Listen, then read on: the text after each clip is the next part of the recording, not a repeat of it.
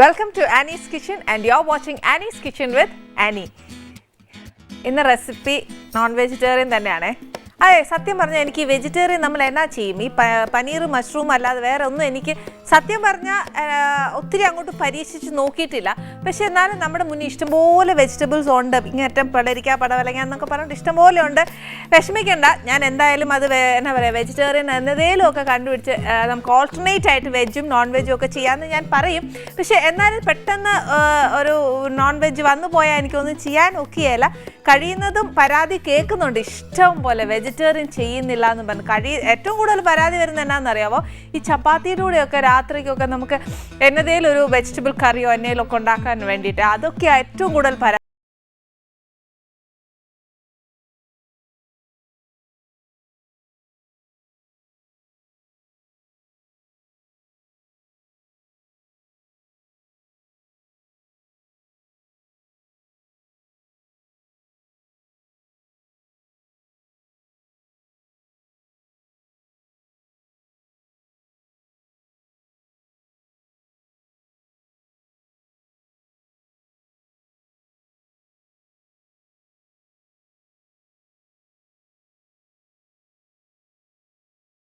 Ingredients എന്നാക്കിയാന്ന് നോക്കാം. നമ്മുടെ വീട്ടിലുള്ള അതേ കാര്യങ്ങളേ ഉള്ളൂ, പുതിയതായിട്ട് ഞാൻ ഒന്നും വെച്ചേക്കുകയില്ല. സെയിം നമ്മുടെ വീട്ടിൽ എന്നാക്കിയുണ്ടോ അതാ. അപ്പോൾ ആദ്യം ഇതിന് വേണ്ടിയത് ഒരു ഇച്ചിരി മീനാണേ. ഇതിപ്പോൾ ഞാൻ ഒരു എന്നാ പറയുക, കറിക്ക് മുറിക്കുന്ന പോലെ കഷ്ണം മുറിച്ചേക്കുക. പിന്നെ വേണ്ടിയത് കുറച്ച് ഇഞ്ചി ചതച്ചത്, ഇച്ചിരി വെളുത്തുള്ളി, പിന്നെ ഒരു ഇച്ചിരി കുരുമുളക് പൊടിച്ചതാ. ഇത് ഒന്നെങ്കിൽ പൊടിക്കോ അല്ലെങ്കിൽ ചതയ്ക്കോ ചെയ്യാം. പിന്നെ വേണ്ടിയത് കുറച്ച് അരിപ്പൊടിയാണ്. പിന്നെ ഒരു മുട്ട, ഒരു ഒരെണ്ണം മതി കേട്ടോ, നമ്മുടെ മീൻ എത്ര എടുക്കുന്നതെന്ന് വെച്ചാൽ അതനുസരിച്ച്. പിന്നെ വേണ്ടിയത് ഒരു ഇച്ചിരി സോയാ സോസ്, പിന്നെ ഒരു ഇച്ചിരി ഉപ്പ്, പിന്നെ കുറച്ച് സവാള, അതായത് നമ്മുടെ ഗ്രേവിക്ക് വേണ്ടി അതനുസരിച്ചുള്ള സവാളയാണ്. പിന്നെ ഇതേപോലെ നമുക്ക് നേരത്തെ അരച്ച് വെച്ചേക്കുക, എന്നാലും പോരാ, നമുക്കൊരു ഇച്ചിരി ഇഞ്ചിയും വെളുത്തുള്ളി അരിഞ്ഞതും കൂടെ വേണം. ഇതിപ്പോൾ ഇച്ചിരി വെളുത്തുള്ളി അരിഞ്ഞതാണേ. പിന്നെ കുറച്ച് ഇഞ്ചി അരിഞ്ഞത്, പിന്നെ കുറച്ച് ക്യാപ്സിക്കം, പിന്നെ ഇത് കുറച്ച് സെലറിയാണ്. ഇത് കുഞ്ഞു കുഞ്ഞായിട്ട് അരിഞ്ഞേക്കുക. അതിൻ്റെ സെലറിയുടെ തണ്ടായാലും മതി, ലീഫ് മസ്റ്റൊന്നുമില്ല. പിന്നെ കുറച്ച് സ്പ്രിംഗ് ഓണിയൻ, പിന്നെ അന്നേരം നമ്മുടെ സോസ് ചില്ലി സോസും വേണം, പിന്നെ കുറച്ച് ടൊമാറ്റോ സോസ്. പിന്നെ ഇത് ഉണ്ടാക്കുന്നത് നമ്മൾ വെളിച്ചെണ്ണയിലല്ല, വെജിറ്റബിൾ ഓയിലാണ് ഉണ്ടാക്കാൻ പോകുന്നത്. ഏതെങ്കിലും വെജിറ്റബിൾ ഓയിൽ മതിയേ. പിന്നെ ഇതിനകത്ത് ഒരു കാര്യം എന്നാന്ന് വെച്ചാൽ കുറച്ച് ചിക്കൻ സ്റ്റോക്ക് വേണം. സ്റ്റോക്ക് ഇല്ലേലും ടെൻഷനില്ല, ഇച്ചിരി വെള്ളം ഒഴിച്ച് വെച്ചാൽ മതി. ഇനി ഫസ്റ്റ് അതിന് വേണ്ടി എന്നാ ചെയ്യേണ്ടതെന്ന് വെച്ചാൽ, മീനാന്നേൽ ഇച്ചിരി നമ്മൾ വീട്ടിലൊക്കെ അരച്ച് പെരട്ടുകയില്ല എന്ന് പറഞ്ഞ കൂട്ട് ഇതിനകത്ത് പരയ്ക്കാനും മാത്രം ഒന്നുമില്ല. പക്ഷെ എന്നാലും നമുക്ക് ആ ഫസ്റ്റ് ഞാൻ പറഞ്ഞ ഇഞ്ചി വെളുത്തുള്ളി അതെല്ലാം ഒന്ന് മീനെ പിടിച്ചില്ലേലുണ്ടല്ലോ, മീനിന് ബേസിക്കലി മീനിൻ്റെ ഒരു ചൊവ്വ് വരും. അത് വേണ്ട. അതുകൊണ്ട് എന്നാന്ന് പറയുമോ, ആ ഒരു ഫ്ലേവേഴ്സ് കുറച്ച് മുന്നേ വരണം. അപ്പോൾ ഞാൻ ബൗൾ എടുത്തിട്ട് വന്ന് നമുക്ക് ആദ്യം നമ്മുടെ മീനൊന്ന് മാരിനേറ്റ് ചെയ്യാം. ഇതിനകത്തോട്ട് ആദ്യം വേണ്ട, അല്ലെങ്കിലേ ആദ്യം ഇച്ചിരി മഞ്ഞപ്പൊടി ഇടാം. ഇച്ചിരി മഞ്ഞപ്പൊടി ഇട്ടേച്ച് കുറച്ച് മുളക് പൊടി ഇടുക. ഇവിടെ ഇപ്പം ഞാൻ എന്നാ പറയുന്നത്, ഒരു ആനീസ് ടച്ചും കൂടെ വരുന്നതുകൊണ്ട് നമ്മൾ കംപ്ലീറ്റ് കേരളക്കാരല്ലേ, അന്നേരം പിന്നെ ഇച്ചിരി ഉപ്പും എഴുവും പുളിയും ഒക്കെ ഇറച്ചിക്ക് മീനും ഉള്ളതാണ് ഏറ്റവും ടേസ്റ്റ്. അതുകൊണ്ട് ഞാനൊരു ഇച്ചിരി മുളക് പൊടിയും കൂടി ഇടുക. ഇത് മസ്റ്റല്ല, നമുക്ക് വേണമെന്നുണ്ടെങ്കിൽ ചേർത്തേച്ചാൽ മതി. കുരുമുളകിൻ്റെ എരിവ് മാത്രം മതി എന്നുണ്ടെങ്കിൽ അത് മാത്രം ചേർത്ത് വെച്ചാൽ മതി. ഇതിനകത്തോട്ട് ഒരു ഇച്ചിരി ഇഞ്ചി, കുറച്ച് വെളുത്തുള്ളി, നമ്മൾ എത്ര മീനാണ് എടുക്കുന്നത് അതനുസരിച്ച്. അന്ന് ഇച്ചിരി കുരുമുളക് ആന്നേൽ മുളക് പൊടി ഇടുവാന്നേ അതനുസരിച്ച് നോക്കുക. അതല്ല എന്നുണ്ടെങ്കിൽ കുരുമുളക് ഇച്ചിരി കൂടുതലിട്ടോ. പെപ്പർ ഫിഷ് അല്ലേ, അന്നേരം പിന്നെ ഒരു ഇച്ചിരി കൂടുതലിരുന്നാലും തിരക്കേടില്ല. ഇതിനകത്തോട്ട് ഒരു ഇച്ചിരി സോയാ സോസ് ചേർക്കണം.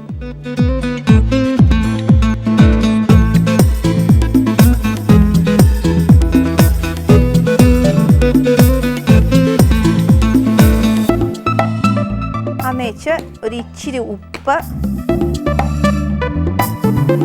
ആ മീനിന് വേണ്ടിയ ഉപ്പ് മാത്രം മതി.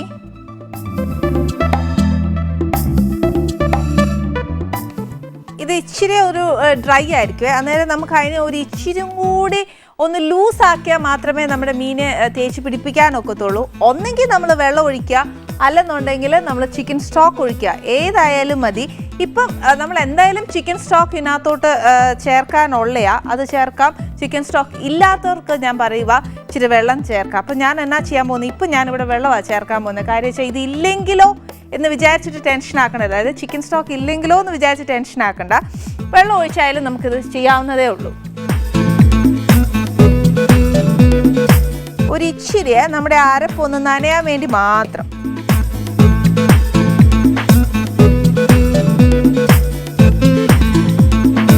അതിനകത്തോട്ട് മീനെല്ലാം ഇട്ട്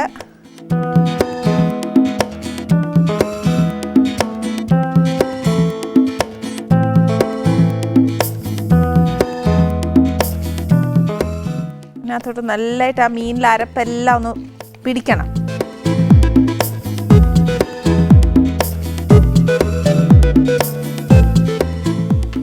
മീൻ അങ്ങോട്ട് പുരട്ടി വെച്ചേച്ചേ. ഇത് ഫ്രിഡ്ജിൽ വെക്കണം എന്ന് മസ്റ്റൊന്നും അല്ല, കാര്യം നമ്മളിപ്പോൾ തന്നെ ഇത് ഉണ്ടാക്കാൻ പോവുകയല്ലേ, അന്നേരം ഇത് ഫ്രിഡ്ജിൽ വെക്കണം എന്ന് മസ്റ്റൊന്നും അല്ല, വെളിയിൽ തന്നെ ഇരുന്നോട്ടെ. അന്നേച്ച് നെക്സ്റ്റ് എന്നാ ചെയ്യേണ്ടതെന്ന് അറിയാമോ, ഇത് ഒരു ബാറ്ററിൽ മുക്കി ആണു നമ്മൾ എണ്ണയിലോട്ട് ഇടുന്നത്. അന്നേരം ആ ബാറ്ററോട് ഉണ്ടാക്കി വെച്ചേച്ച് നെക്സ്റ്റ് നമുക്ക് അന്നേരം കുറച്ച് നേരം ആ മീനൊന്ന് പിടിക്കുവേ. ആ നമ്മൾ ചേർത്തേക്കുന്ന അരപ്പെല്ലാം മീനെ ഒന്ന് പിടിക്കും. അത്രയും നേരമെങ്കിൽ അതൊന്നും ഇരുന്നോട്ടെ. ഇനി നെക്സ്റ്റ് അതിൻ്റെ ബാറ്റർ. അതെന്നാന്ന് വെച്ചാൽ ബാറ്റർ എന്ന് വെച്ചാൽ മൈദ കോൺഫ്ലവർ ബേസ് എടുക്കാം, ആ റേഷ്യോ എടുക്കാം. അതായത് 2:2 ആണെങ്കിൽ അങ്ങനെ മൈദ 2 സ്പൂൺ ആണെങ്കിൽ കോൺഫ്ലവറും 2 സ്പൂൺ. ഇത് രണ്ടും നമുക്ക് എന്താ പറയുക, ദേഹത്തിന് ചീത്തയാന്ന് പറയും. അതുകൊണ്ട് എന്നാ ചെയ്യണം, ഒന്നെങ്കിൽ ഗോതമ്പ് പൊടി എടുക്കാം, അല്ലെന്നുണ്ടെങ്കിൽ നമ്മുടെ മീനിന് ഒരു ഇച്ചിരി ക്രിസ്പിനെസ് വരണം എന്നുണ്ടെങ്കിൽ കുറച്ച് അരിപ്പൊടി എടുത്തേച്ചാൽ മതി. ഞാനിപ്പോൾ ഇവിടെ അരിപ്പൊടി മാത്രം എടുത്തേക്കുന്നത്. ഇനി ഈ ബാറ്റർ കൂടെ ഉണ്ടാക്കി വെച്ചേച്ച് നമുക്ക് അടുത്ത സ്റ്റെപ്പ് ചെയ്യാവേ. ഇതിനകത്തോട്ട് ഒരു ഇത്രയും മീനില്ലേ, അന്നേരം പിന്നെ ഒരു 2 മുട്ട ഇടാം.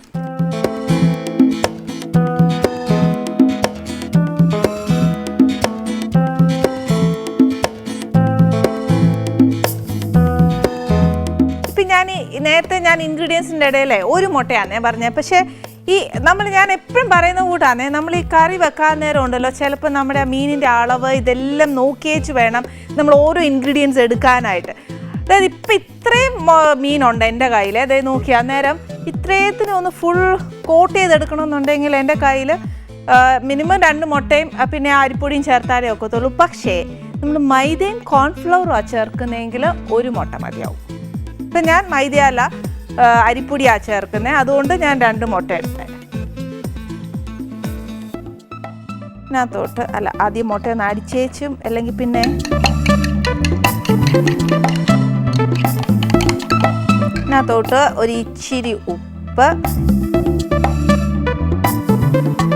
മുട്ടയ്ക്കുള്ള ഉപ്പ്, പിന്നെ അന്നേരം അരിപ്പൊടി ചേർക്കുമ്പോൾ ഇച്ചിരി ഉപ്പ്, പിന്നെ അതിനകത്തോട്ട് ഞാൻ ഒരു ഇച്ചിരി ഇഞ്ചിയും വെളുത്തുള്ളിയും കുരുമുളകും ചേർക്കുന്നുണ്ട്.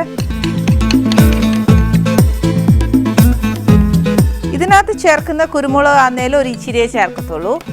പിന്നെ അന്നേരം ഒരു ഇച്ചിരി ഇഞ്ചിയും വെളുത്തുള്ളിയും വേണം, ഒരു ഇച്ചിരി, അത് ഒത്തിരി ഒന്നുമല്ല. ഒരു എന്നാ പറയുക, ഒരു ഗാർലിക്കിൻ്റെ ഫ്ലേവറും കുറച്ച് ജിഞ്ചറിൻ്റെ ഫ്ലേവറും വരാൻ വേണ്ടി മാത്രം. എന്നുവെച്ചാൽ ഒരു പൊടിക്ക് സോയാ സോസ്, എന്നിട്ട് നല്ലതായിട്ട് അടിച്ച് വെച്ച് ഈ അരിപ്പൊടിയും കൂടെ ചേർക്കാം. ബാറ്ററിൻ്റെ കൺസിസ്റ്റൻസി എങ്ങനെയാണെന്നറിയാവോ, നമുക്ക് ആ മീനൊക്കെ ഒന്ന് പൊതിഞ്ഞിരിക്കണം, അതാണ് അതിൻ്റെ കണക്ക്.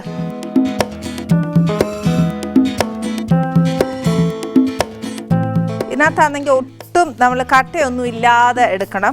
അഥവാ നമ്മളിപ്പോൾ സ്പൂൺ കൊണ്ടോ അല്ലെങ്കിൽ കൈ കൊണ്ടൊക്കെ ഇളക്കുവാന്നേൽ ഒരു ഇച്ചിരി അവിടെ ഇവിടെ ലംസ് ഉണ്ടെങ്കിൽ എന്നാ ചെയ്യണമെന്നറിയോ, മിക്സിയിലിട്ട് ഒന്ന് അടിച്ചേച്ചാലും മതി. പക്ഷെ കൺസിസ്റ്റൻസി ഒരുപാട് ലൂസ് ആയിരിക്കരുത്, ലൂസായി പോയാൽ മീനയിലൊന്നും പിടിക്കുകയില്ല. പിന്നെ മാവേലൊക്കെ ചേർക്കുമ്പോൾ എല്ലാം ചേർത്ത് കഴിഞ്ഞാൽ ചുപ്പും ഒക്കെ ഒന്ന് നോക്കിക്കോണം. പുളി നോക്കൽ, ഇതിനകത്ത് പുളി ചേർത്തിട്ടില്ല. ഇനി ഇതും ഒരു സൈഡിലോട്ട് ഇങ്ങനെ നമുക്ക് മാറ്റി വെച്ചേക്കാം.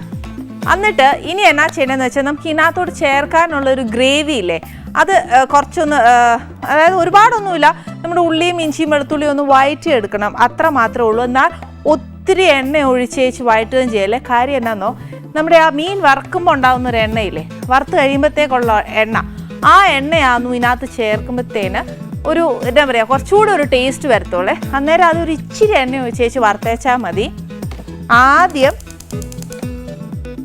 കുറച്ച് എണ്ണ ഒഴിച്ചേച്ച് നമ്മുടെ മീനിൻ്റെ അല്ല, അത് ആദ്യമേ വറക്കുന്നുണ്ടെങ്കിൽ കുഴപ്പമില്ല.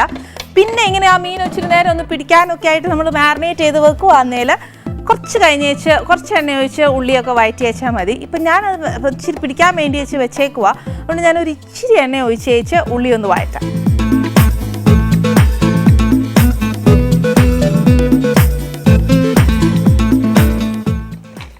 ഇതിനകത്തോട്ടെ ആ ഇച്ചിരി എണ്ണ ഒഴിച്ചിട്ടുള്ളേ, അതിനകത്തോട്ട് ഞാൻ ഉള്ളി ഇടാൻ പോവാ. ഞാൻ ഇതിപ്പോൾ ഏതാണ്ട് ഒരു എന്നാ പറയുക, ഒരു 2 മീഡിയം സൈസ് ഉള്ളി അരിഞ്ഞേക്കുന്നത്, കുഞ്ഞായിട്ട് അരിഞ്ഞേക്കുന്നത്. അന്നേരം ഉണ്ടല്ലോ വേഗം അതങ്ങോട്ട് വഴന്ന് കിട്ടും. അന്ന് വെച്ചാൽ 1 ടീസ്പൂൺ വെളുത്തുള്ളി മതിയാവും. നേരത്തെ മീനയിലും ഒക്കെ നമ്മൾ ഇട്ടിട്ടുണ്ടല്ലോ, അന്നേരം പിന്നെ ഒത്തിരി വേണ്ട. 1 ടീസ്പൂൺ നിറച്ചെടുത്തു. അതേപോലെ 1 ടീസ്പൂൺ ഇഞ്ചി.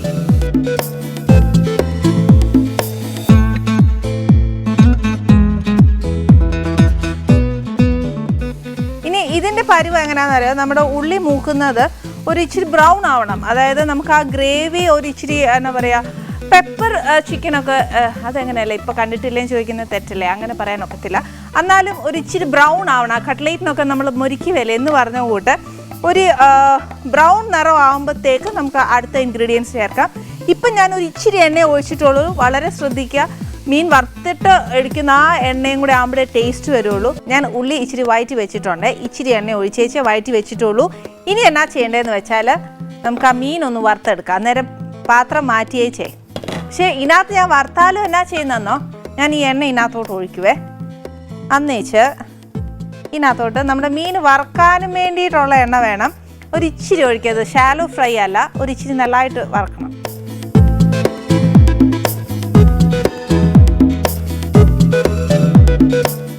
ഇതിനകത്തോട്ട് നമ്മുടെ ബാറ്ററിലേക്ക് മീനൊന്ന് മുക്കുക. ഒത്തിരി നമ്മൾ ബാറ്റർ അങ്ങോട്ട് കട്ടിയാക്കി എടുക്കല്ലേ, അല്ലെങ്കിൽ ഉണ്ടല്ലോ കട്ടിയാക്കിയാൽ എന്നാ പറ്റുന്നതെന്നോ, ആ ഒരു എന്നാ പറയുക, മീനിൻ്റെ ആ കോട്ടിങ്ങിന് ഒത്തിരി അങ്ങ് കട്ടിയായി പോകും. ആ ഫസ്റ്റ് ലെയർ അല്ലേ, അത് വേണ്ട. അന്നേരം മീനിന് ആ ഒരു നമ്മൾ പിന്നെ ചേർക്കുന്ന സോസ് ഒന്നും പിടിക്കുകയില്ല.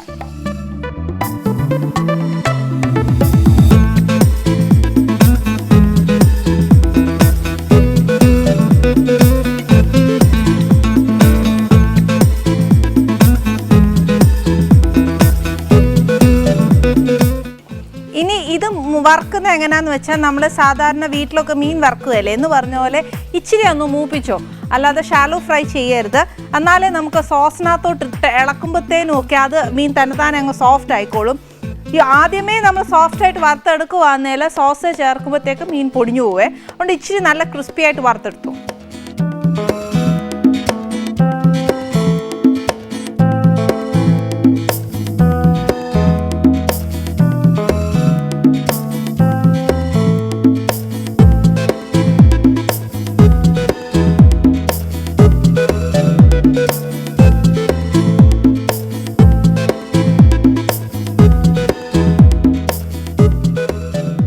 എന്നാന്ന് വെച്ചാൽ ഞാൻ പറഞ്ഞില്ലേ, ആ എണ്ണ നമുക്ക് ഇതിനകത്തോട്ട് ഒരു ഇച്ചിരിയേ ഉള്ളേ, ബാക്കി അന്നേരം ഇതിനകത്തോട്ട് ആവശ്യത്തിനൊഴിക്കുക. എനിക്ക് ഇച്ചിരി ഉള്ളതുകൊണ്ട് ഞാൻ മുഴുവൻ ഒഴിച്ചു.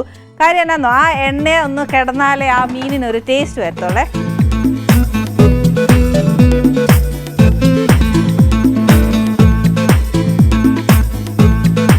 ഇനി ഇതിനകത്തോട്ട് നമുക്ക് ഇച്ചിരി സോസസ് ചേർത്ത് കൊടുക്കണം.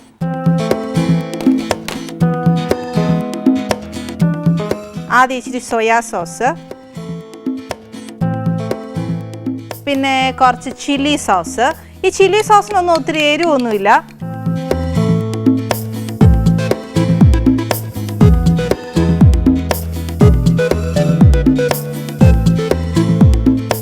കുറച്ച് ടൊമാറ്റോ സോസ്,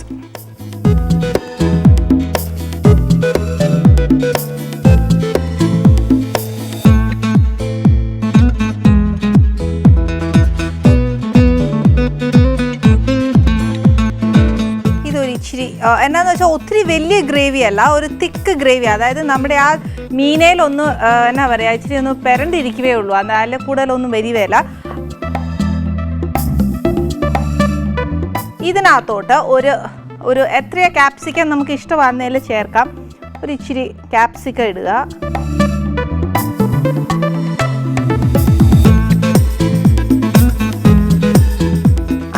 ഈ സമയത്താണ് നമ്മൾ നോക്കേണ്ടത് എന്നാന്നോ, ഇച്ചിരി ഉപ്പാന്നേലും ഉപ്പ്, കുരുമുളക് പൊടി ആന്നേലും പൊടി അങ്ങനെ ചേർക്കുക. പക്ഷേ ഇനി ഞാൻ പറയുന്നത്, ഇനി ചേർക്കുവാന്നേൽ കുറച്ച് കുരുമുളക് ചതച്ചിടുന്നതായിരിക്കും ഏറ്റവും നല്ലത്. പൊടി ആന്നേലുണ്ടല്ലോ, ആ കുരുമുളക് ഒന്ന് കടിക്കുകയില്ല, അന്നേരം നമുക്ക് ആ ഒരു പെപ്പറൊക്കെ കൂടുതൽ ഇഷ്ടപ്പെടുമല്ലേ. ബേസിക്കലി നമ്മുടെ റെസിപ്പിയുടെ പേര് പെപ്പർ ഫിഷാണ്. അപ്പോൾ ഇച്ചിരി കുരുമുളക് മുന്നിട്ട് നിൽക്കണം, അതാണ് ഏറ്റവും നല്ലത്. അതുകൊണ്ട് ഒരു ഇച്ചിരി കുരുമുളക് ഒന്ന് ക്രഷ് ചെയ്തിട്ടേച്ചാൽ കുറച്ചുകൂടെ നല്ലതാണ്.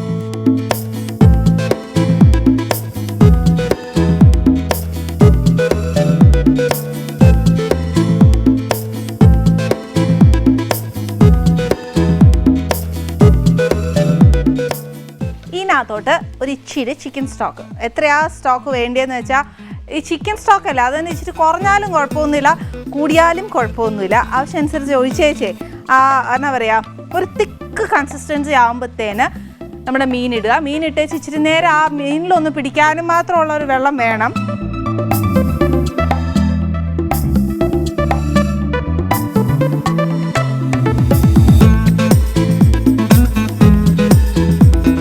ഇതിനകത്തോട്ട് കുറച്ച് സെലറി, കുറച്ച് സ്പ്രിംഗ് ഓണിയൻ,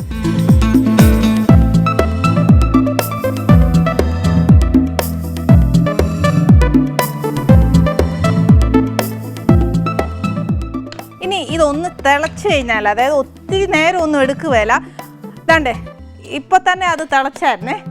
ഇനി അതിനകത്തോട്ട് നമ്മുടെ മീൻ അങ്ങ് ഇടുക.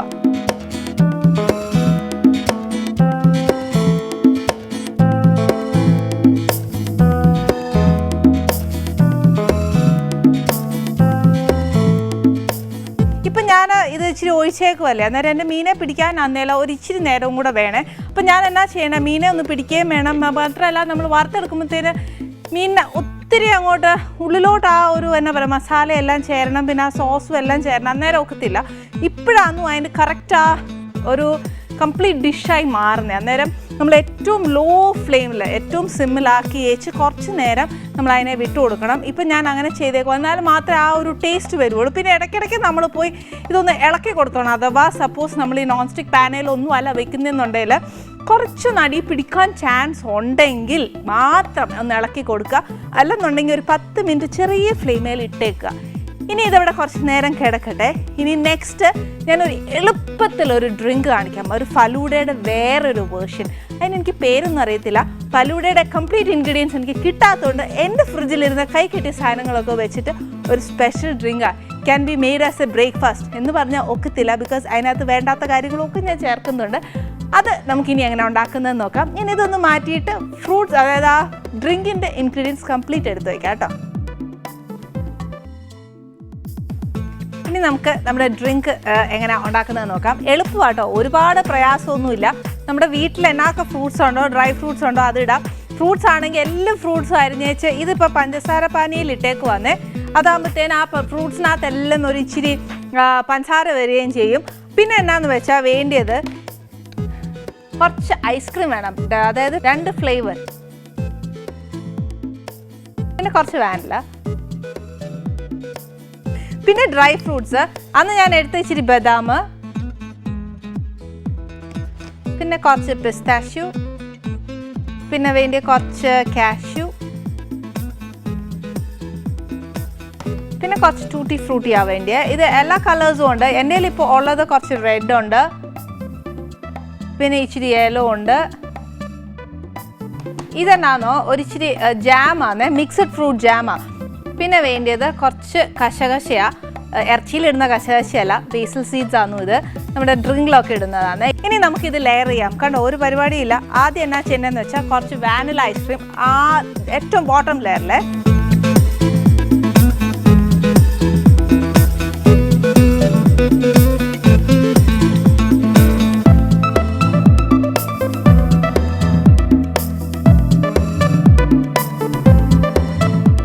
അന്നേച്ച് ഫസ്റ്റ് വാനില ഐസ്ക്രീം ആണു. നെക്സ്റ്റ് നമുക്ക് ഫ്രൂട്ട്സ്, പഞ്ചസാര പാനിയിൽ ഇട്ടേക്കുന്ന ഫ്രൂട്ട്സ് ആണ്.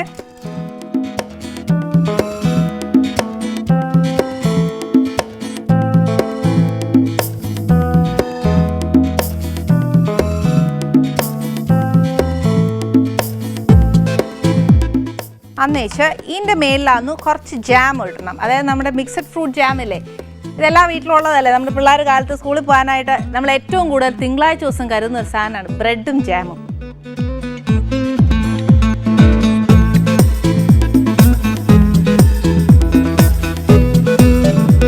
ഇതിൻ്റെ മേലിലേക്ക് കുറച്ച് കശകശ,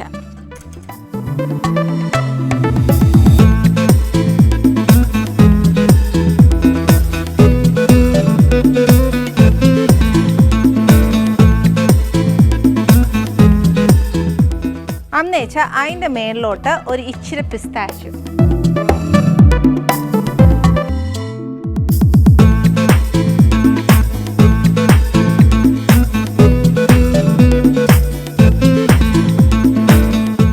ഇനി ഇതിൻ്റെ മേലിൽ കുറച്ച് ഫ്രൂട്ട്സ്, അത് ഏതൊക്കെയാണ് വേണ്ടിയെന്ന് വെച്ചാൽ, ഏതൊക്കെയാണ് നമ്മുടെ കയ്യിലുള്ളതെന്ന് വെച്ചാൽ അത് മാത്രം ഇട്ടേച്ചാൽ മതി. നമ്മുടെ വീട്ടിൽ എപ്പോഴും ഇച്ചിരി അണ്ടിപ്പരിപ്പും മുന്തിരിങ്ങായും ഒക്കെ ഉള്ളതാണ്. അന്നേരം അത് ഇച്ചിരി ഇടുക. അത് വലിയ വലിയ കഷ്ണമാക്കി ഇടല്ല, ഇച്ചിരി പൊടിച്ചിടണേ. അന്നേച്ച് ഇച്ചിരി ടൂട്ടി ഫ്രൂട്ടി ഇടുക.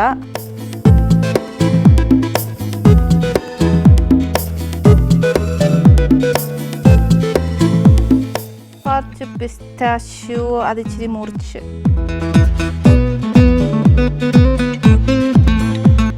അന്നേച്ച് ഒരു 2-3 ബദാം. അന്നേച്ച് ഇനി വേണമെന്നുണ്ടെങ്കിൽ ഇച്ചിരി പഞ്ചസാര കരിച്ചൊഴിക്കുക. അതായത് കാരമൽ സിറപ്പും കൂടെ ഉണ്ടാക്കി അത് ഒരു ഇച്ചിരി ഇതിൻ്റെ മേളിൽ കൂടെ ഒഴിക്കുക. മസ്റ്റൊന്നുമല്ല, വേണമെങ്കിൽ മാത്രം ഒഴിച്ചാൽ മതി. ഇത് തന്നെ കഴിക്കുമ്പോൾ നല്ല ടേസ്റ്റാട്ടോ. ഇനിയിപ്പോൾ ഇത്രയും സ്പെഷ്യലായിട്ട് നമ്മുടെ ഈ പെപ്പർ ഫിഷും അന്നേച്ച് നമ്മുടെ ഈ ഡെസേർട്ടും കഴിക്കാനായിട്ട് വരുന്ന ഗസ്റ്റിനെ കുറിച്ച് ആരെങ്കിലും എന്നോട് ചോദിച്ചില്ല, ഞാൻ പറഞ്ഞുമില്ല അല്ലേ. അന്നേരം വളരെ മോശമാണ്. പക്ഷെ എന്നാലും ഞാൻ പറയട്ടെ, ഇന്നിവിടെ നമ്മുടെ ഗസ്റ്റായിട്ട് വരുന്ന പ്രസിദ്ധ സിനിമാ താരം സൈജു കുറുപ്പാണ് ഇവിടെ വരാൻ പോകുന്നത്. അന്നേരം ഒത്തിരി വിശേഷങ്ങൾ ചോദിക്കാം. എനിക്ക് ശരിക്കും പറഞ്ഞാൽ അഭിനയിക്കുന്ന ഒരുപാട് ഫിലിംസ് ഞാൻ കണ്ടിട്ടുണ്ട്. പക്ഷേ ഞാൻ എൻ്റെ വ്യൂ പോയിൻ്റ് കണ്ടേക്കുന്ന ഒരുപാട് കാര്യങ്ങളുണ്ട്. അത് ഇപ്പം നമ്മൾ പറഞ്ഞാൽ ഒക്കെയല്ല. നമുക്ക് വരുമ്പോൾ ഞാൻ ആ ക്വസ്റ്റ്യൻസ് ഓരോന്നായിട്ട് ചോദിച്ചു നോക്കാവേ. എന്തായാലും ഇതൊന്ന് ഫ്രിഡ്ജിൽ വെച്ചേച്ച് നമുക്ക് ബാക്കി വർത്താനം പറയാം. നമ്മുടെ പെപ്പേഴ്സ് ഫിഷും ചപ്പാത്തിയും നമ്മുടെ ഡ്രിങ്കും ഇവിടെ റെഡിയാന്നു. ഇനി ഇത് നമ്മൾ കുറച്ചൊരു ഡിഫറെൻ്റ് ആയിട്ടല്ലേ ചെയ്തത്, നാടനായിട്ടല്ല ചെയ്തേക്കുന്നത്. ഇന്ന് ഇച്ചിരി നാടനായിട്ട് കുറച്ചുകൂടി ടേസ്റ്റ് വരണമെങ്കിൽ എന്നാ ചെയ്യണമെന്ന് അറിയാവോ? നമ്മൾ ഫസ്റ്റ് ഒരു ബാറ്ററിൽ മുക്കി മീൻ ഇട്ടില്ലേ, അതേ ചെയ്യാതെ മീൻ അങ്ങനെ വറുത്തെടുത്തിട്ട് ഈ കൺക്ലൂഷൻ. Hello, hearty welcome. എന്നാ ഉണ്ട് വിശേഷം? ഓണമൊക്കെ നല്ലായിരുന്നു? അതെ, ഞാനിപ്പം എൻ്റെ പ്രേക്ഷകരോട് ഭയങ്കരമായിട്ട് വർത്താനം പറയുമായിരുന്നു സൈജു വരുന്നെന്ന് പറഞ്ഞുകൊണ്ട്. എന്നാന്നറിയോ, എൻ്റെ ഒരു വ്യൂ പോയിന്റ് ഞാൻ അവരോട് പറഞ്ഞു. പക്ഷെ അവരുമായിട്ട് ഞാനിങ്ങനെ വർത്താനം പറഞ്ഞില്ല. എന്നതാ കാര്യമെന്നേ ഞാൻ പറയട്ടെ. ഞാൻ എൻ്റെ ഒരു വ്യൂ പോയിന്റിൽ പറയുക, ഇപ്പം സൈജുവിനെ ശരിക്കും ഒത്തിരി പടം ഞാൻ കണ്ടിട്ടുണ്ട്. ഇപ്പോൾ ഏതെങ്കിലും ഒരു പടം കാണുമ്പോൾ എന്നിട്ട് ഇപ്പോൾ ഒരു പാവത്താനായിട്ട് അഭിനയിക്കുവാന്നേൽ എനിക്ക് ഭയങ്കരമായിട്ട് സൈജു പാവമായിട്ട് തോന്നും. അതല്ല ഒരു വില്ലനായിട്ട് അഭിനയിക്കുവാന്നേൽ ഇത് വില്ലനാണോന്ന് തോന്നും. ഭയങ്കര ചേഞ്ച് ആണേ ഫേസിന്. ശരിക്കും ലൈഫിൽ വില്ലനാണോ അതോ പാവമാണോ?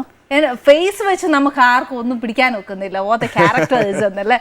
അന്നേരം ശരിക്കും റിയൽ എന്നതാ പാവമാണോ? ചേച്ചി, അത് എനിക്ക് തോന്നുന്നത് ഞാൻ പറയുന്നതിനേക്കാളും നല്ലത് എൻ്റെ ഭാര്യയുടെയൊക്കെ ചോദിക്കുമായിരിക്കും. ഈ ഭാര്യമാരാണ് കറക്റ്റായിട്ട് എങ്ങനെയാണ് ഒരാളെന്നുള്ളത് പറയാൻ പറ്റിയ ആൾക്കാർ അവരാന്ന് തോന്നുന്നു. പക്ഷേ എനിക്ക് തോന്നുന്നു ഈ ഒരു ആംഗിൾ ഉള്ളത് കൊണ്ടായിരിക്കാം ഹരിഹരൻ സാർ എന്നെ സിനിമയിലെടുത്തത് തന്നെ. ആ ഒരു കഥാപാത്രത്തിന് പുള്ളിക്ക് ആവശ്യമുണ്ടായിരുന്നത് ഒരു ഹീറോ ലുക്കുള്ള ഒരാളെ, ഒരു വില്ലൻ ലുക്കുള്ള ഒരാൾ. ഇത് രണ്ടും കലർന്ന ഒരു ലുക്കായിരുന്നു വേണ്ടത്. അപ്പോൾ നമ്മൾ പാവം ഇപ്പോൾ ഉദ്ദേശിക്കുന്നത് നമ്മൾ ഹീറോ ആയിട്ട് പിടിക്കാം, ഭയങ്കര എന്ന് ഉദ്ദേശിക്കുന്നത് വില്ലനായിട്ട് പിടിക്കാം. അപ്പൊ അങ്ങനെയാണ് എന്നെ സെലക്ട് ചെയ്യുന്നത്. ഒത്തിരി കാര്യങ്ങൾ പറയല്ലേ, നമുക്ക് അവിടെ ഇരുന്ന് വർത്താനം പറയാം, ഇവിടെ വെച്ച് പറ്റില്ല. വാ വരും നമുക്ക്.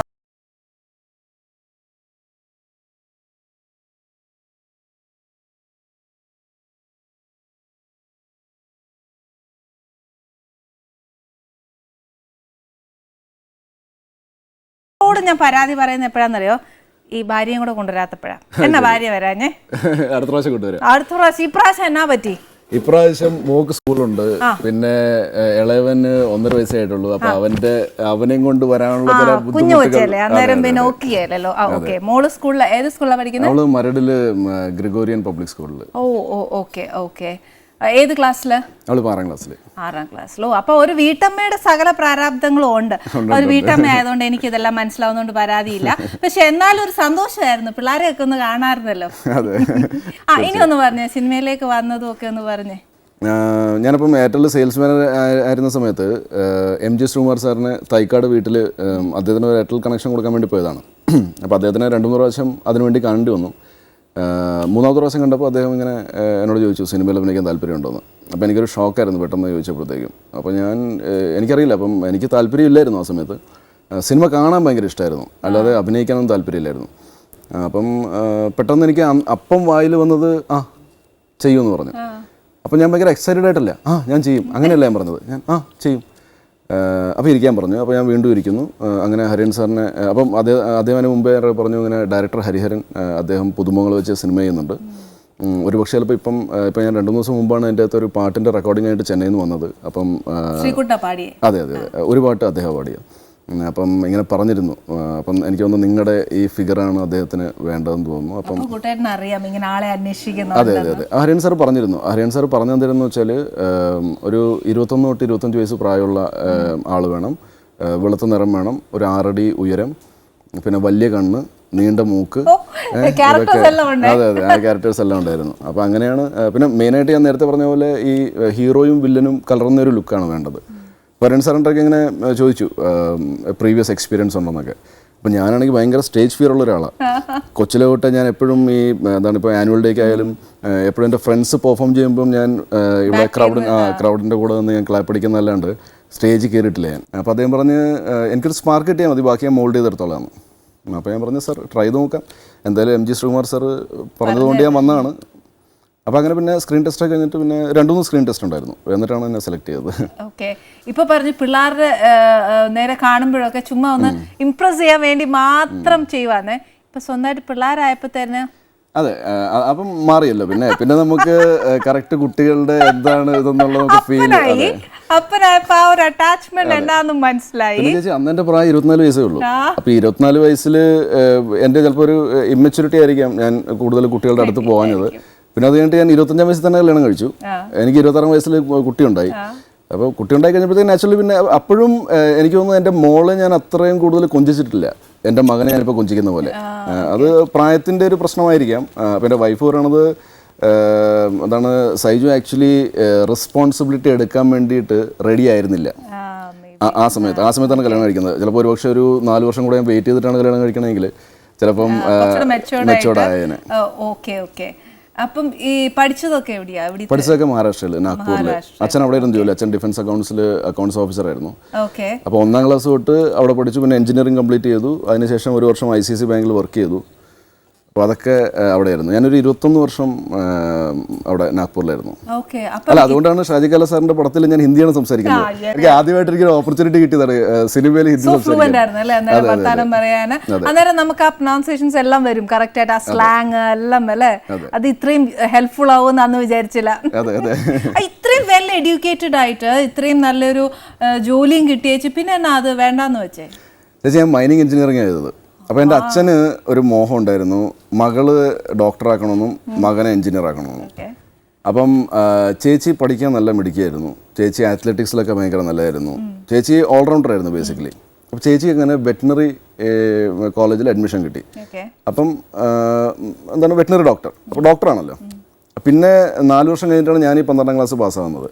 അപ്പം എഞ്ചിനീയറിംഗിൽ അഡ്മിഷൻ വേണം. അപ്പോൾ എനിക്കാണെങ്കിൽ അറിയാം എഞ്ചിനീയറിംഗിൽ ഒരുപാട് പഠിക്കാനുണ്ട്, എന്നെക്കൊണ്ട് നടക്കില്ല. അപ്പോൾ പക്ഷേ അച്ഛൻ്റെ മോഹം സാധിക്കുകയും വേണം. അപ്പോൾ എനിക്ക് മറ്റേ ഞാൻ എൻ്റെ സീനിയേഴ്സ് ഫസ്റ്റ് ഇയറിൽ ഡ്രോയിങ് ബോർഡും മറ്റേ ഡ്രാഫ്റ്ററൊക്കെ പിടിച്ചിങ്ങനെ പോകുന്നതാകുമ്പോൾ അതിൽ എനിക്കൊരു കുറച്ചൊരു ഇതുണ്ട്. അപ്പോൾ നമ്മളൊരു നോർമൽ ഡിഗ്രി BSc BA എടുക്കുകയാണെങ്കിൽ ഡ്രാഫ്റ്ററും ഡ്രോയിങ് ബോർഡൊന്നും പിടിച്ചുകൊണ്ട് പോകേണ്ട ആവശ്യം വരുന്നില്ല. അപ്പം എനിക്ക് അതായിരുന്നു ക്രേസ്. ആ ഒരു ജാട. അപ്പോൾ ജാട എന്ന് വെച്ചാൽ മെയിനായിട്ട് ഞങ്ങളുടെ കോളനിയിൽ തന്നെ ഒരു പെൺകുട്ടി താമസിക്കുന്നുണ്ടായിരുന്നു. അപ്പോൾ അതിന് എനിക്ക് ഭയങ്കര ഇഷ്ടമായിരുന്നു. അല്ല, ആ കുട്ടിക്ക് ഇഷ്ടമായിരുന്നില്ല. അപ്പോൾ ആ കുട്ടിയുടെ മുമ്പിൽ ഒരു ജാടയ്ക്ക് പോകാൻ വേണ്ടിയിട്ടുള്ള ഒരു സാധനം, ഇംപ്രസ് ചെയ്യാൻ വേണ്ടിയിട്ട്. അപ്പോൾ അങ്ങനെ ഞാനോടത്ത് മൈനിങ് കുറച്ച് ഈസിയാണ്. അപ്പം മൈനിങ് കിട്ടിയപ്പോഴത്തേക്കും ഞാൻ മൈനിങ് തന്നെ പിടിച്ചു പോങ്ങി. എന്നിട്ട് പിന്നെ മൈനിങ്ങിലാണ് ഞാൻ പഠിച്ചത്. പക്ഷേ ഞാൻ മനസ്സിലാക്കിയത് മൈനിങ്ങും ഈസി അല്ല, അതും ഭയങ്കര ടഫായിരുന്നു. അപ്പോൾ അങ്ങനെ ഞാൻ പാസ്സായി. ഞാൻ ഫസ്റ്റ് ഡിവിഷനിൽ തന്നെ പാസ്സായി. പിന്നെ എനിക്ക് ഫസ്റ്റ് ജോലി കിട്ടുന്നത് ഗൾഫ് ഓയിൽ കോർപ്പറേഷൻ എന്ന് പറഞ്ഞൊരു കമ്പനിയുണ്ട്, ഹൈദരാബാദ് ബേസ്ഡ് ആണ്. അവിടെ ഞാൻ ഇൻ്റർവ്യൂവിന് പോയി, അവിടെ എനിക്ക് ജോലി കിട്ടി. ഹൈദരാബാദ് അല്ലായിരുന്നു ജോലി, എന്നെ പോസ്റ്റ് ചെയ്തത് റാഞ്ചി എന്ന് പറഞ്ഞ സ്ഥലത്താണ്. അപ്പോൾ എൻ്റെ കൂടെ ഒരുപാട് ബീഹാറീസ്, ഇപ്പോൾ റാഞ്ചി മറ്റേ ജാർഖണ്ഡിലാണ്, അന്ന് ബീഹാർ ഒരേ സ്റ്റേറ്റ് ആയിരുന്നല്ലോ. അപ്പോൾ അങ്ങനെ റാഞ്ചി ഒരു എന്താണ് ടൂറിസ്റ്റ് സ്പോട്ടാണെന്ന് കേട്ടിട്ടുണ്ട്. അപ്പോൾ ഞാനിങ്ങനെ മനസ്സ് വിചാരിച്ചപ്പോഴത്തേക്കും ഞാൻ ലോണാവലയിലൊക്കെ പോയിട്ടുണ്ട്. അപ്പോൾ ലോണാവല പോലത്തെ ഒരു സ്ഥലമായിരിക്കും, അപ്പോൾ അടിപൊളി നല്ല ക്ലൈമറ്റ് എന്ന് പറഞ്ഞുകൊണ്ട് റാഞ്ചിയിലെത്തി. റാഞ്ചിയിൽ ഓഫീസ് കണ്ടുപിടിച്ച് അവിടെ എത്തിയപ്പോഴത്തേക്കും അന്നത്തെ എൻ്റെ ബോസ് അവിടുത്തെ പറഞ്ഞത്, റാഞ്ചിയിലല്ല, ഇവിടുന്ന് 40 കിലോമീറ്റർ ദൂരെ രാംഗഡ് എന്ന് പറഞ്ഞൊരു സ്ഥലമുണ്ട്, അപ്പോൾ അവിടെയാണെന്ന് പറഞ്ഞു. അപ്പോൾ അങ്ങനെ ഞാൻ ബസ് കയറി രാംഗഡിലേക്ക് പോകുന്നു. ഈ രാംഗഡ് എന്ന് പറഞ്ഞ സ്ഥലം, ഞാൻ ഇത്രയും വൃത്തികെട്ടൊരു സ്ഥലം ഞാൻ കണ്ടിട്ടില്ല ജീവിതത്തിൽ. അവിടെ അപ്പോൾ ഈ മൈൻസിൻ്റെ ഒരു പ്രത്യേകത എന്ന് വെച്ചാൽ എപ്പോഴും റിമോട്ട് ഏരിയാസിലായിരിക്കും, അത് ഒരിക്കലും സിറ്റിയിലൊന്നും ആയിരിക്കില്ല. അവിടെ വളരെ കുറച്ച് പോപ്പുലേഷനെ കാണുള്ളൂ ആ സ്ഥലത്ത്. ഈ മൈൻസ് കൊണ്ട് ജീവിക്കുന്ന കുറച്ച് ആൾക്കാർ അവിടെ താമസിക്കുന്നുള്ളൂ. ഭയങ്കര ഡസ്റ്റ് ആയിരിക്കും. അപ്പോൾ എനിക്ക് ഡസ്റ്റ് അലർജി ഒന്നുമില്ല, പക്ഷെ എന്നാലും ഡസ്റ്റ് ആയിരിക്കും. ഞാൻ ചെന്ന സമയത്ത് ജൂനിയർ എഞ്ചിനീയർ ട്രെയിനിൽ നിന്നാണ് ഞങ്ങളെ വിളിക്കുന്നത്, ഞങ്ങളുടെ പോസ്റ്റിന്. അപ്പോൾ ജെറ്റ് എന്നാണ് പറയുന്നത്, JET. അപ്പം ഈ ട്രാൻസ്ഫറായി പോകേണ്ട JET പോയിട്ടില്ല. അപ്പോൾ പുള്ളി ഓൾറെഡി ഗസ്റ്റ് ഹൗസിലുണ്ട്. അപ്പോൾ എനിക്ക് പുള്ളി പോയാലേ ഗസ്റ്റ് ഹൗസ് കിട്ടുള്ളൂ. അപ്പോൾ ഞാൻ എൻ്റെ ഓൺ അക്കോമഡേഷൻ നോക്കണം. അപ്പം ഞാൻ നോക്കിയപ്പോഴത്തേക്ക് അവിടുത്തെ റിക്ഷക്കാരുടെ ചോദിച്ചപ്പോഴത്തേക്കും എന്താണ് ഇവിടെ ഏതാ നല്ല ഹോട്ടൽ എന്ന് ചോദിച്ചപ്പോൾ പറഞ്ഞ്, സാബു വാപ്പേ ബഹുത് ബഡാ ഹോട്ടൽ എന്തോ പേര് പറഞ്ഞു, മസ്ത് ഹോട്ടൽ എന്ന് പറഞ്ഞു. അപ്പം ശരി. അപ്പോൾ അങ്ങനെ അവിടെ ചെല്ലുന്നു. മസ്ത് ഹോട്ടൽ എന്ന് പറഞ്ഞത് ഒരു ലോഡ്ജാണ്.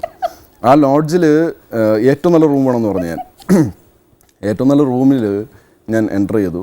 ഈ ഓടാമ്പൽ, അതായത് ഈ ഡോറിങ്ങനെ തുറന്നാൽ ഓടാമ്പൽ ഇങ്ങനെ കിടക്കും. ആർക്ക് വേണമെങ്കിൽ ഇത് ഇങ്ങനെ വിരലുകൊണ്ട് ഇങ്ങനെ ചെയ്ത് അകത്തേക്ക് വരാം. ബാത്റൂമിന് ഡോറില്ല.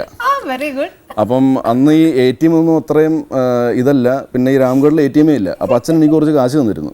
ഈ കാശ് മുച്ചുകൊണ്ട് അപ്പം എനിക്ക് പേടിയാണ് ആരെങ്കിലും വന്ന്. ഒന്നാമത് ബീഹാറാണ്, ഒന്നും പറയാൻ പറ്റില്ല, ഭയങ്കരമായിട്ട് ക്രൈം നടക്കുന്ന സ്ഥലമാണ്. എനിക്കാണെങ്കിൽ രാത്രി ഉറക്കം പറ്റില്ല, ഭയങ്കര പേടിയും. പിന്നെ അങ്ങനെ ഒരു 3-4 ദിവസം അവിടെ നിന്നുള്ളൂ. അങ്ങനെ ഞാൻ തിരിച്ച് നാഗ്പൂരിലേക്ക് പോയി അമ്മയുടെ അച്ഛൻ്റെ കയ്യിൽ. എന്നിട്ട് ഞാൻ പറഞ്ഞു എനിക്ക് നടക്കില്ല ഈ പരിപാടി. അപ്പോൾ അങ്ങനെ അത് കഴിഞ്ഞിട്ട് പിന്നെ ഞാൻ ICICI ബാങ്കിൽ വർക്ക് ചെയ്തു. പിന്നെ അങ്ങനെ ഓരോ കമ്പനീസിൽ ഞാൻ പിന്നെ വർക്ക് ചെയ്ത് തുടങ്ങി. എനിക്ക് അച്ഛൻ നിർബന്ധിച്ചിട്ട് ഞാൻ വന്ന സമയത്ത്, നാഗ്പൂരിൽ നിന്ന് വന്ന സമയത്ത് എംപ്ലോയ്മെൻറ്റ് എക്സ്ചേഞ്ചിൽ ചേർത്തലയിൽ രജിസ്റ്റർ ചെയ്തു എൻ്റെ പേര്. അപ്പോൾ അച്ഛൻ ഈ സെൻട്രൽ ഗവൺമെൻറ് എംപ്ലോയി ആയിരുന്നു. അപ്പം മകളും പിന്നെ സ്റ്റേറ്റ് ഗവൺമെൻറ് എംപ്ലോയി ആയി, വെറ്റിനറി ഡോക്ടറാണല്ലോ.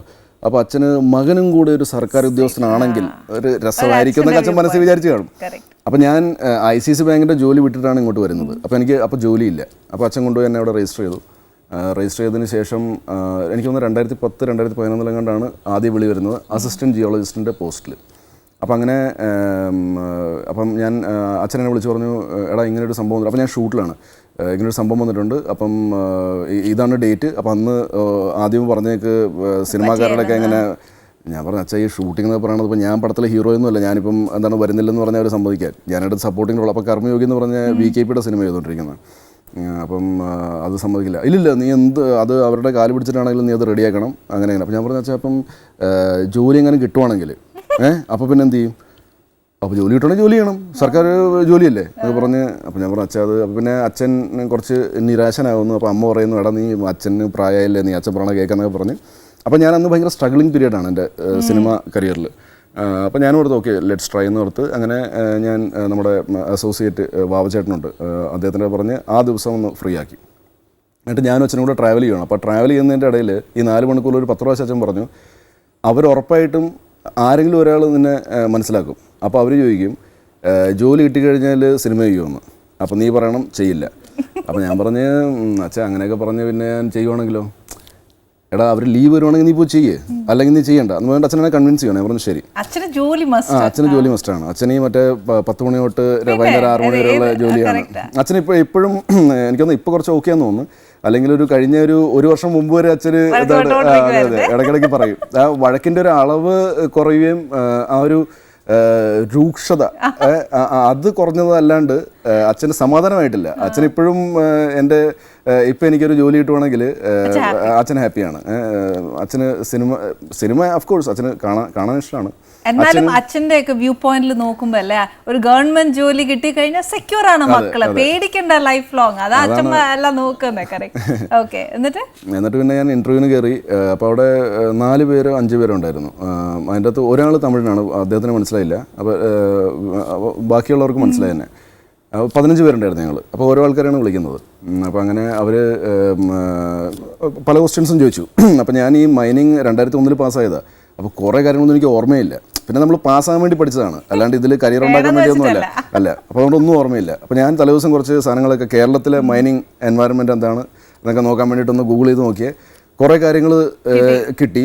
അത് തന്നെയാണ് അതിൻ്റെ അകത്തുള്ള ക്വസ്റ്റ്യൻസാണ് അവർ ചോദിച്ചത്. അപ്പോൾ ഞാൻ എല്ലാത്തിനും ആൻസർ പറഞ്ഞു. ആകെ ഒരു ക്വസ്റ്റ്യൻ മാത്രം കണ്ട് തെറ്റിയായിരുന്നു.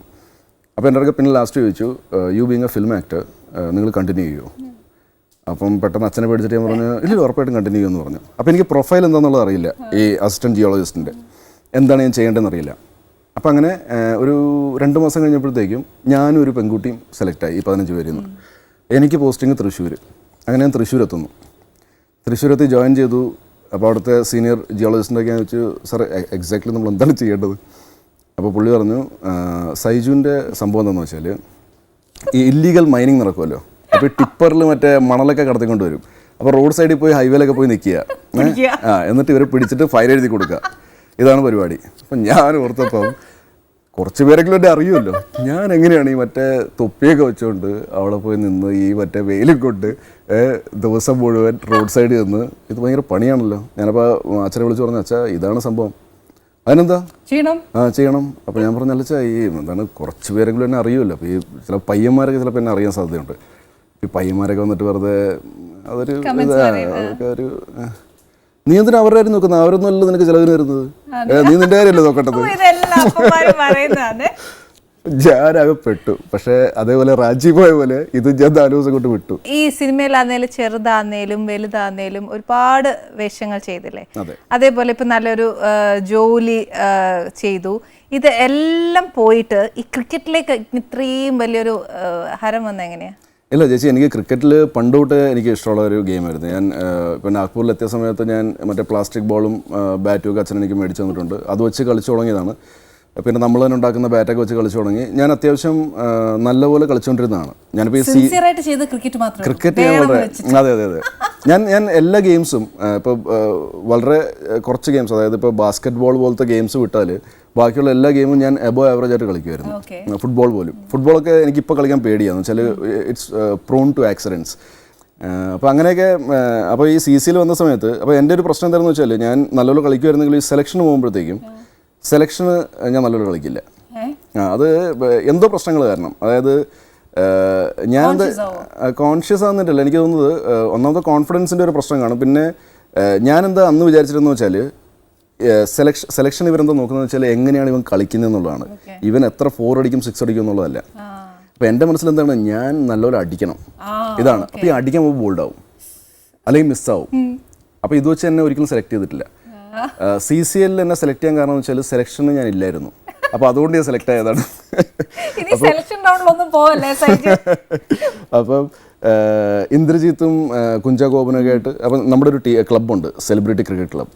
അപ്പം അതിൻ്റെ കുഞ്ചാക്കോപൻ ചെയർമാൻ, വിജയ് സുദാസ് സെക്രട്ടറി, ഞാൻ ജോയിൻറ്റ് സെക്രട്ടറി.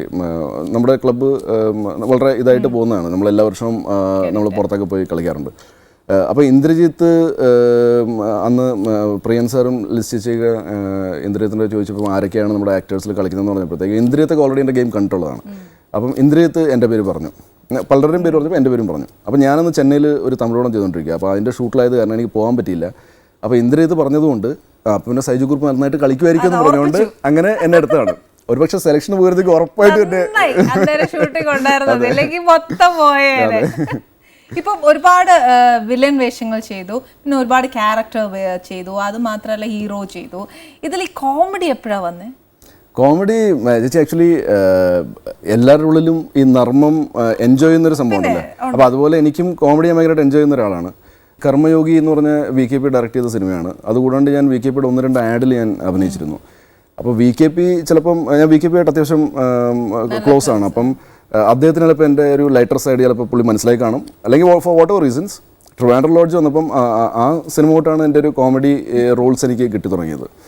അപ്പം ട്രിവാൻഡ്രം ലോഡ്ജ് വന്നപ്പോഴത്തേക്കും ഷിബു വെള്ളാനി എന്ന് പറഞ്ഞ തിരുവനന്തപുരം ബേസ്ഡ് ഒരു ക്യാരക്ടറാണത്.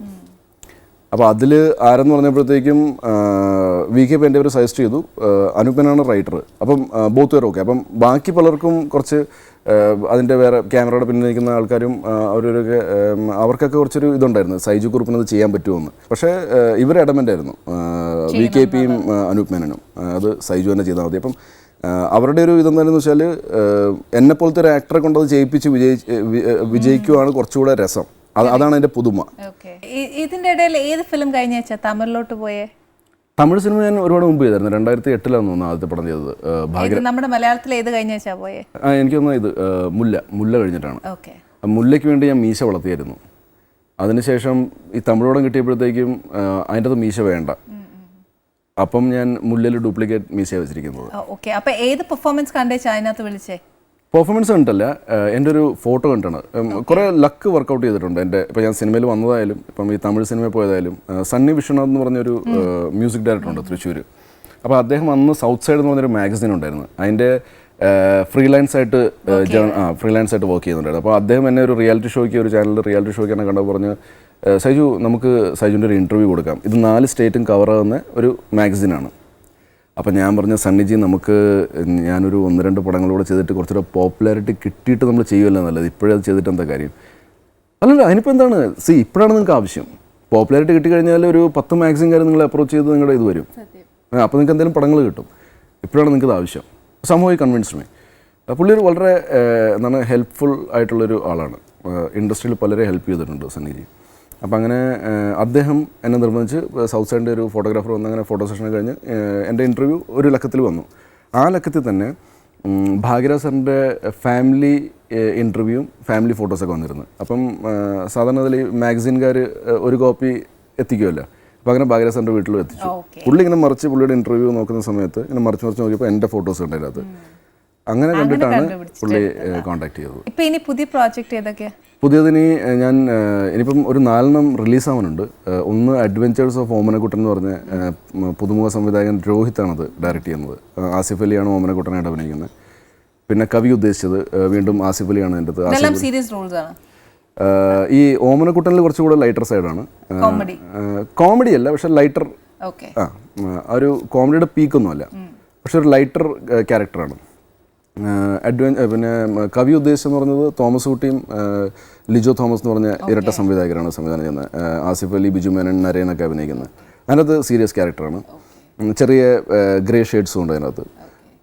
പിന്നെ ഒരു ചിൽഡ്രൻസ് ഫിലിം അരുൺ വിശ്വത്തിൻ്റെ ചെയ്തു, കോലുമിഠായി എന്ന് പറഞ്ഞ മാസ്റ്റർ ഗൗരവ് ഒക്കെ അഭിനയിച്ചിരിക്കുന്നത്.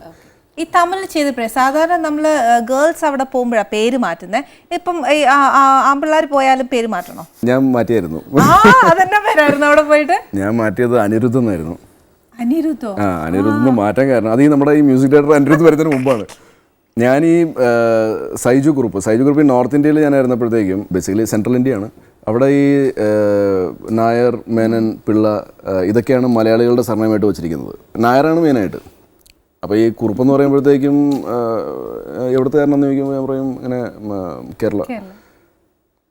അപ്പം അവർക്ക് ഭയങ്കര അതിശയമാണ്, കുറുപ്പെന്നൊക്കെ ഒരു സർനെയിം ഉണ്ടോന്ന് അവിടെ.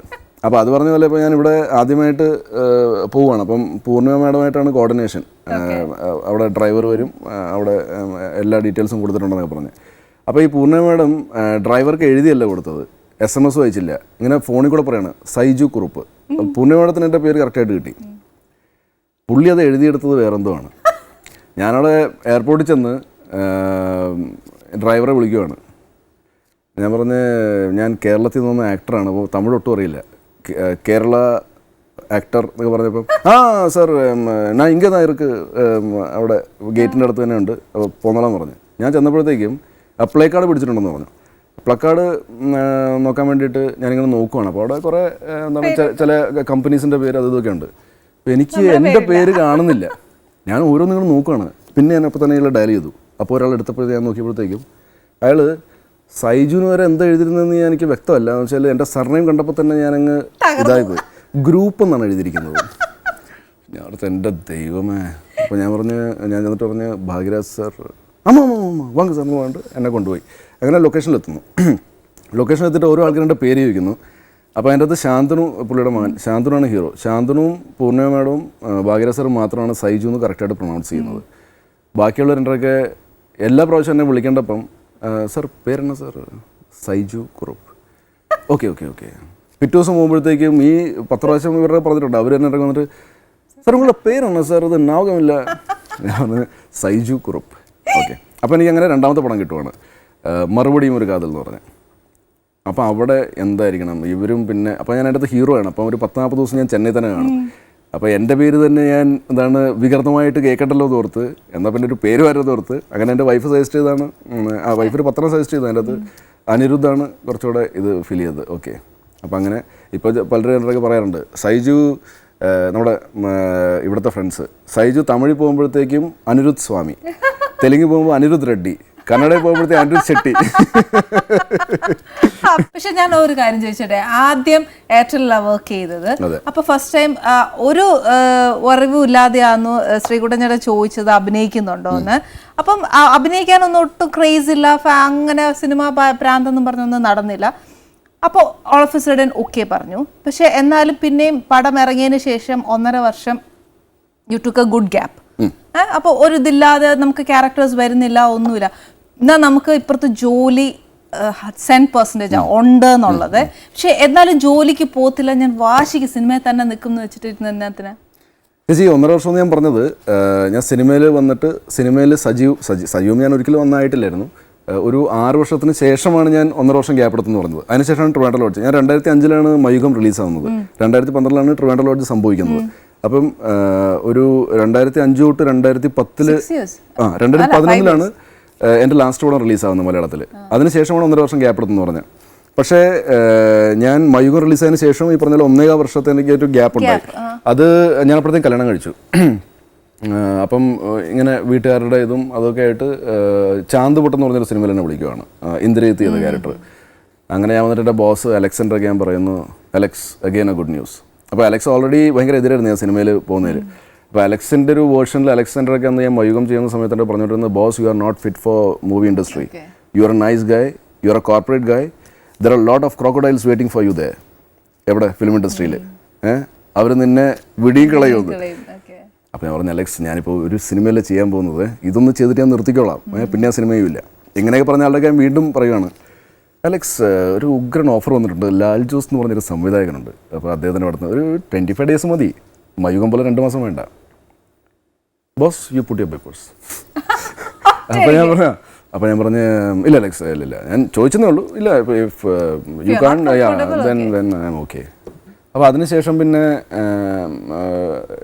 ഞാൻ ഈ മയുഗം റിലീസായി. പിന്നെ 1 വർഷം കഴിഞ്ഞിട്ട് ഞാൻ വേറൊരു സിനിമ കിട്ടുവാണ് എനിക്ക്, ലാലേട്ടൻ്റെ ഒരു സിനിമ. അപ്പോൾ ഞാനൊരു ഒരാഴ്ചത്തെ ലീവൊക്കെ എടുത്ത് ഞാനങ്ങനെ പോയി. പക്ഷേ അവിടെ കുറച്ച് എന്താണ് എനിക്ക് പൊരുത്തപ്പെടാത്ത സാഹചര്യങ്ങൾ ഉണ്ടായതുകൊണ്ട് ഞാൻ പിന്നെ തിരിച്ചു വന്നു. അപ്പോൾ അവിടെ ഞാൻ ചെന്നപ്പോഴത്തേക്കും കുറച്ച് അവിടെ 1-2 പേരുണ്ടൊക്കെ ചോദിച്ച ചോദ്യങ്ങൾ കുറച്ച് ഭയങ്കരമായിട്ട് ഇൻസൾട്ടിങ് ആയിട്ട് ഫീൽ ചെയ്ത്.